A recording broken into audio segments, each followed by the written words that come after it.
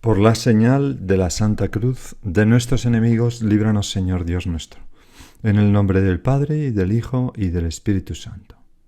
Señor mío y Dios mío, creo firmemente que estás aquí, que me ves, que me oyes. Te adoro con profunda reverencia. Te pido perdón de mis pecados y gracia para hacer con fruto este rato de oración. Madre mía Inmaculada, San José, mi Padre y Señor, poderoso intercesor para la oración, Ángel de mi guarda, interceded por mí. En aquel tiempo, dice el Evangelio de la misa de hoy, como la fama de Jesús se había extendido, el rey Herodes oyó hablar de él. Unos decían: Juan el Bautista ha resucitado de entre los muertos, y por eso las fuerzas milagrosas actúan en él.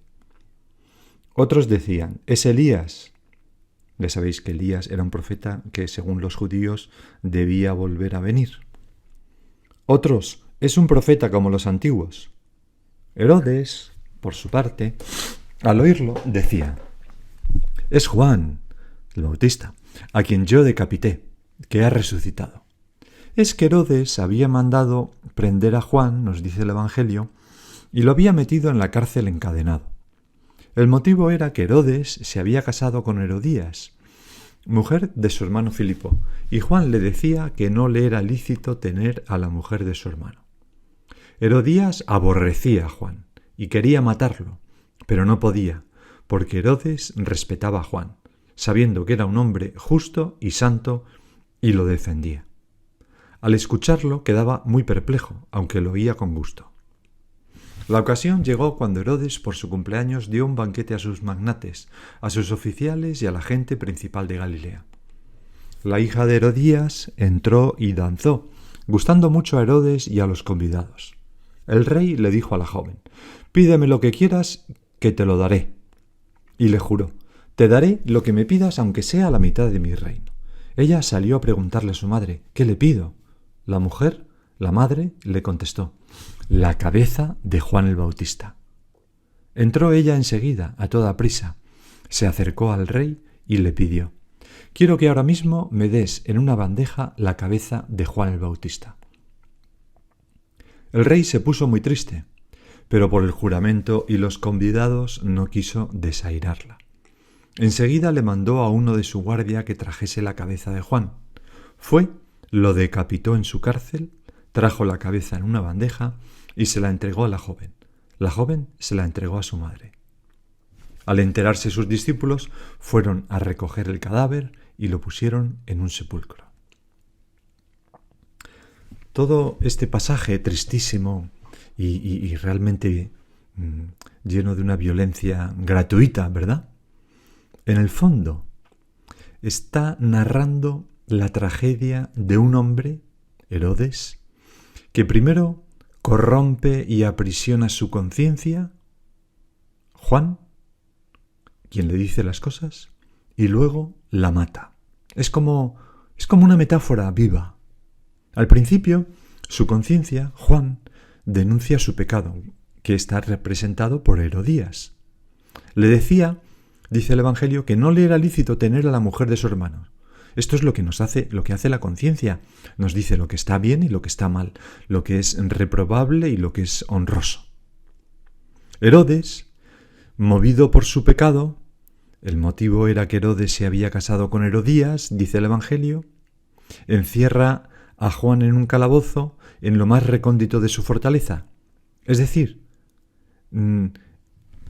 clausura su conciencia en su interior, sin dejarle intervenir en su vida. Lo había metido en la cárcel encadenado, nos dice el Evangelio. Y repito que Juan representa la conciencia. Pero aún así, Herodes sigue escuchando su voz. Es más, dice el Evangelio que lo oía a Juan con gusto, aunque quedaba perplejo. Aunque nosotros intentemos encerrar la conciencia en nuestro interior sin dejarle intervenir, sin hacerle caso, seguimos oyendo su voz tantas veces.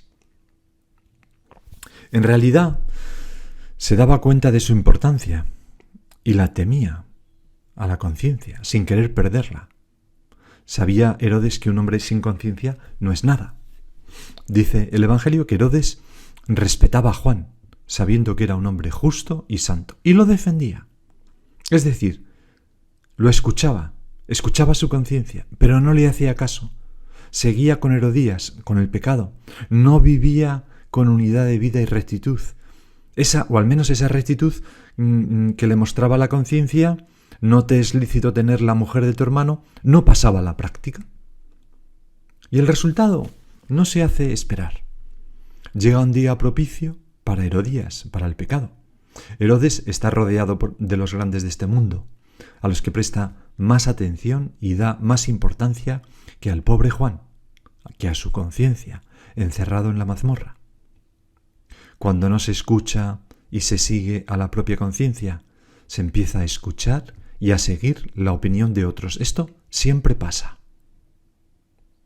Una hija, es una ilusión saber que yo soy autónomo y yo me dicto las normas a mí mismo. Si no te las dicta tu conciencia, la voz de Dios en tu alma, te las dictará el ambiente, te las dictarán otros y pensarás que eres tú el que te las dictas. Una hija de Herodías, es decir, una hija de ese pecado capital, otro pecado, danzó gustando mucho a Herodes, que le promete darle lo que sea. Es la fascinación del pecado. Promete mucho. Y la hija de Herodías, instigada por su madre, induce a Herodes a asesinar a Juan, es decir, a asesinar a su conciencia. Quiero que ahora mismo me des en una bandeja la cabeza de Juan el Bautista. Es decir, quiero que acabes con ese Pepito Grillo que no para de decirme no puedes hacer eso a mis deseos. Eso es lo que grita el pecado a veces. Y entonces ya está todo preparado para el paso final. La afición al pecado y la vanidad de aparentar, por el juramento y los convidados, nos dice el Evangelio. Estas dos cosas en conjunción llevan a Herodes a cometer este horrible crimen.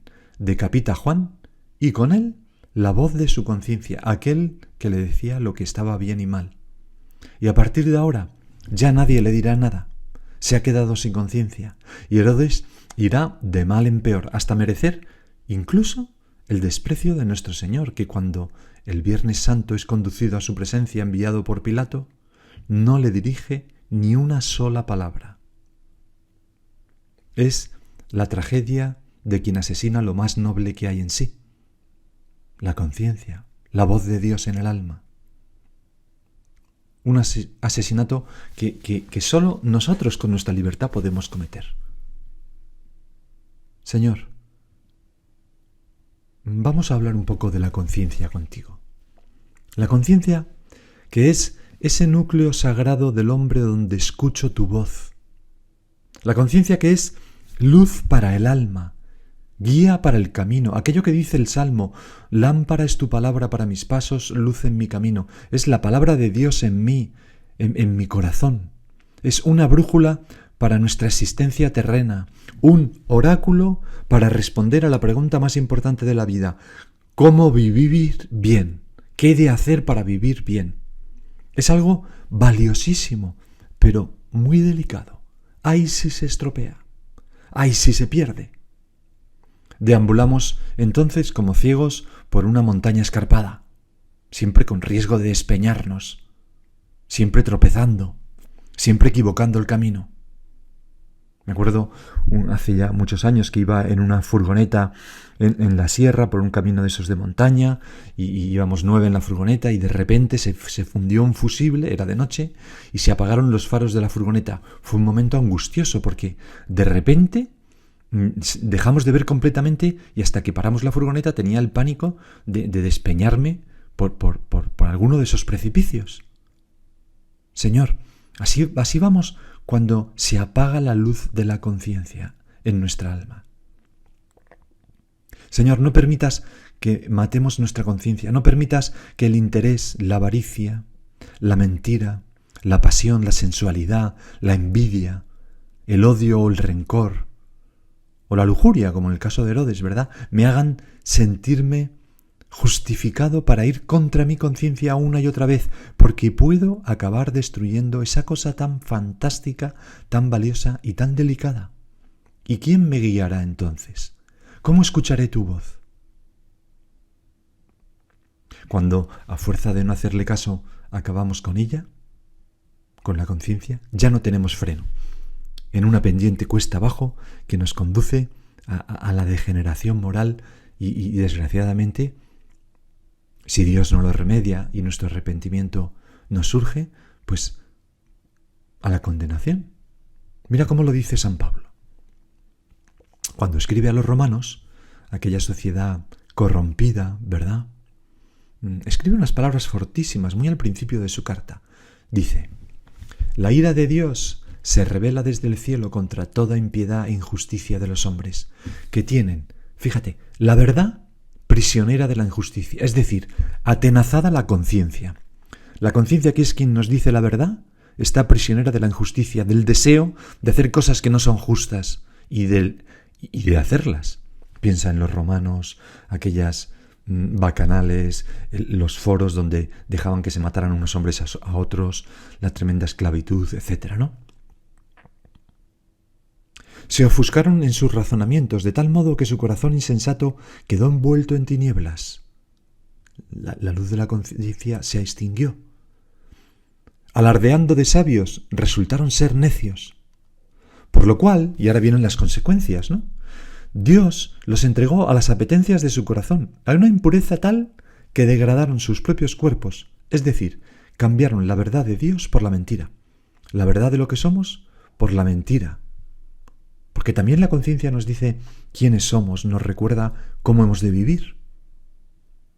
Y entonces sigue San Pablo enumerando esas consecuencias. Dios los entregó a pasiones vergonzosas, pues sus mujeres cambiaron las relaciones naturales por otras contrarias a la naturaleza.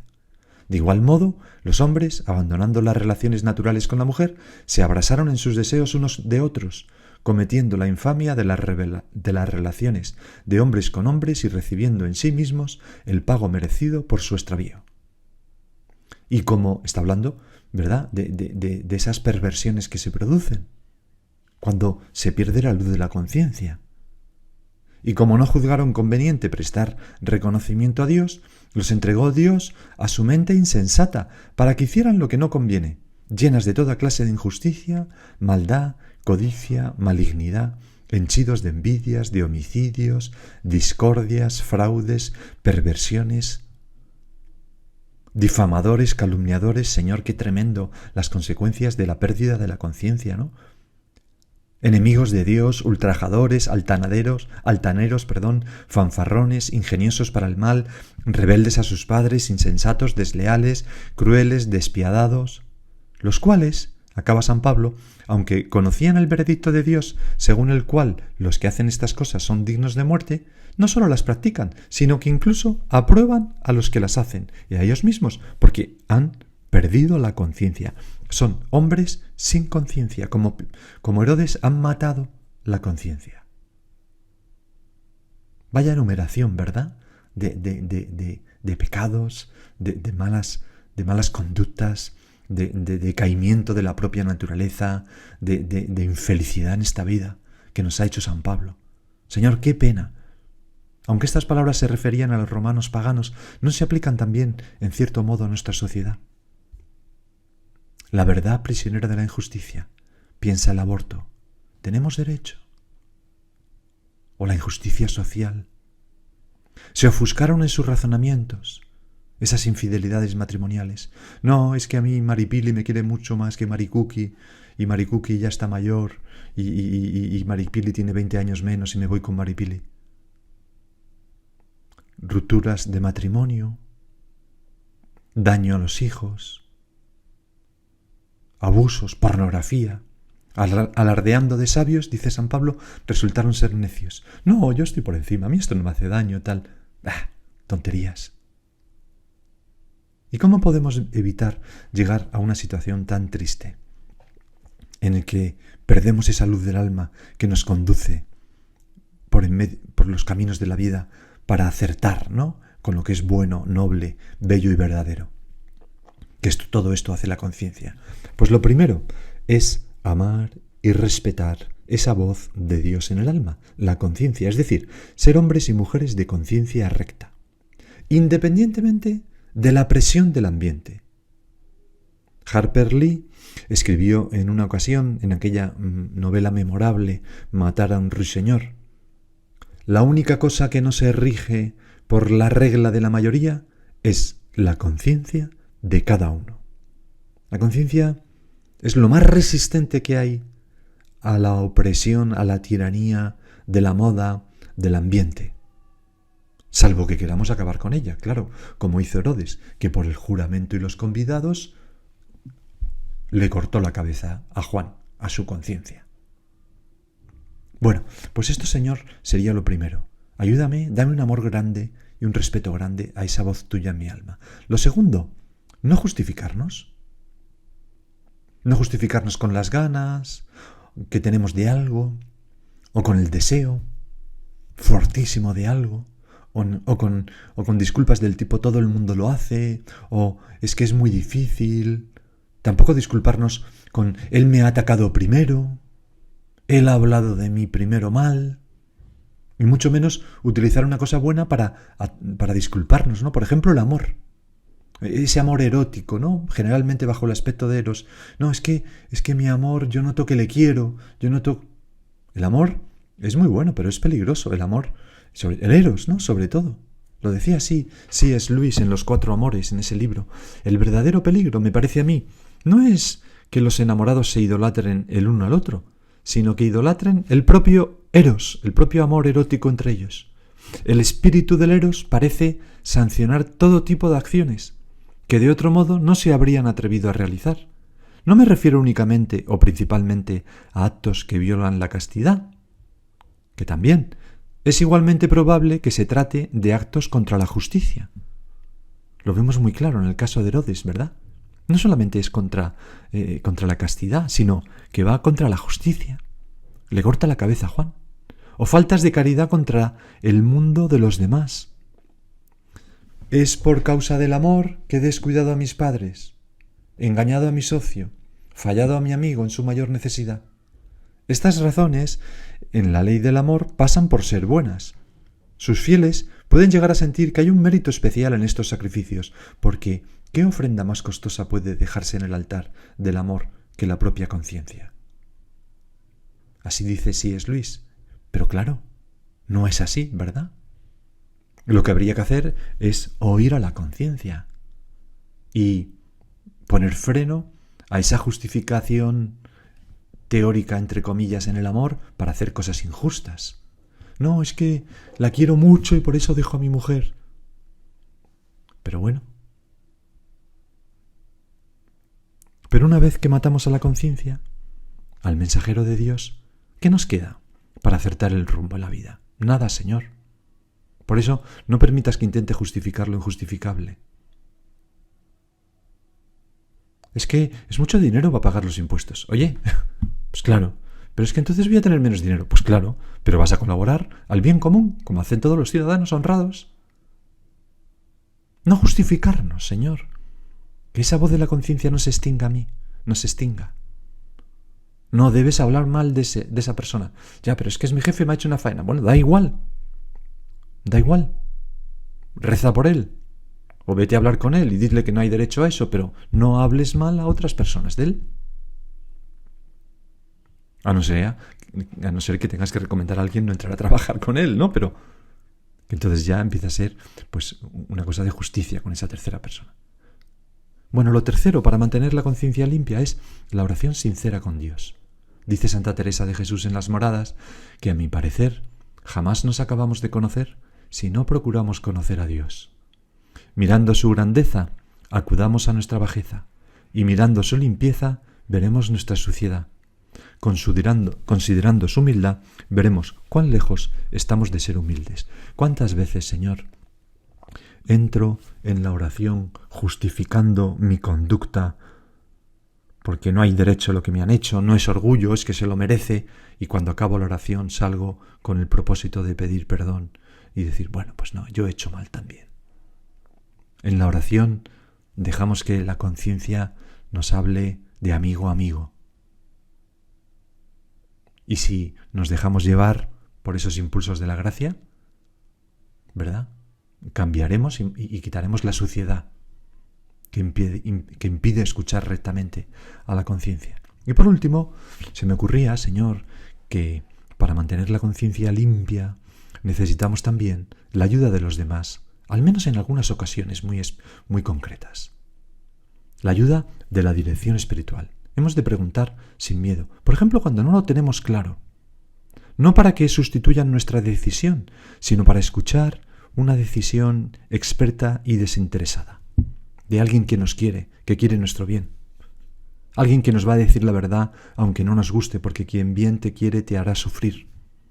Alguien que nos ayudará a no confundir la verdad con nuestro deseo, o la verdad con nuestras ganas, o la verdad con nuestra experiencia.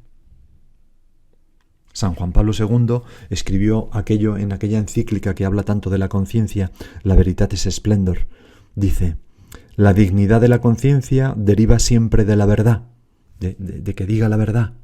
El mal cometido a causa de una ignorancia puede no ser imputable a la persona que lo hace, pero tampoco en este caso aquel mal deja de ser un mal, un desorden con relación a la verdad sobre el bien. Así, antes de sentirnos fácilmente justificados en nombre de nuestra conciencia, debemos meditar sobre las palabras del Salmo: ¿quién se da cuenta de sus yerros, de las faltas ocultas? Límpiame. Así dice esa encíclica. Y por eso nosotros, Señor, pues además de la oración, acudimos a preguntar: oye, creo que debo hacer esto, pero ¿tú cómo lo ves? ¿No me estaré engañando? San Pablo recomienda a Tito que pelee este noble combate manteniendo la fe y la buena conciencia. Algunos, por haberla desechado, naufragan en la fe, dice. Y un poco más adelante, la caridad brota de un corazón limpio, una conciencia buena y una fe sincera. Qué importante la conciencia buena y recta para mantener la fe y el amor.